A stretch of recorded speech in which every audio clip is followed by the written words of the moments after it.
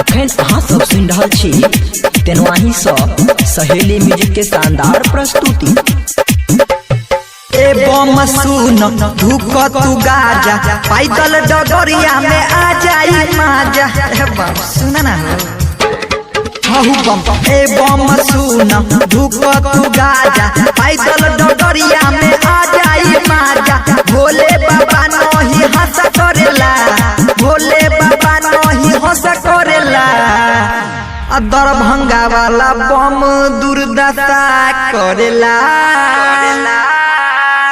मधुबनी वाला बम नशा करेला, सुपौल वाला बम दशा करेला, दशा करेला।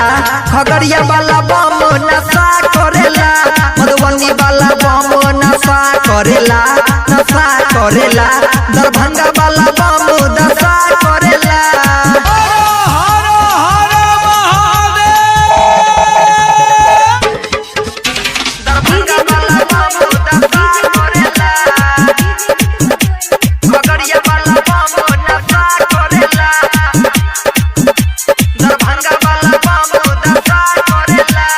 भोले बाबा के कर टोपी कबो न जीव तोहर हाथी। तो चाहर चिलमर गाजा चल तू काबर लेके चापी। ए बम चल न हो बोल बम। भोले बाबा के कर टोपी कबो न जीव तोहर हाथी। तो चाहर चिलमर गाजा चल तू काबर लेके चापी। सहरसा वाला बम दुर्दशा करेला, सहरसा वाला बम दुर्दशा करेला।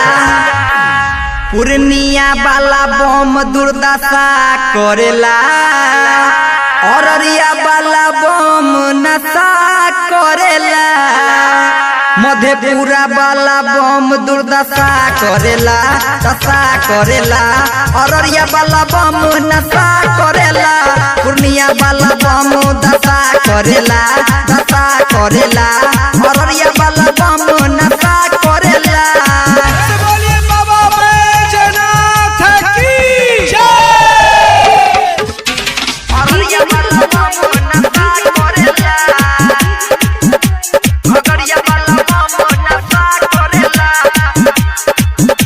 दरभंगा वाला बम दशा करेला। राइटर रंजन सुधीर हो बारह कवरियन में न हो। अतसल के गाना बजा के हो जा डीजे पे धुर खेल हो, हो जा डीजे पे धुर खेल हो। बोल बम राइटर रंजन राजीव हो बारह कवरियन में न हो। आतिश के गाना बजा के डीजे पे उड़ा धुर खेल हो। बाबा के गाजा चढ़ा करेले, बाबा के गाजा चढ़ा करेले। सप्तरी वाला बम दुर्दशा करेले, जनकपुर वाला बम नशा करेले। मधुबनी वाला बम दुर्दशा करेले, दशा करेले। खगड़िया वाला बम नशा करेले, मधुबनी वाला बम दशा करेले,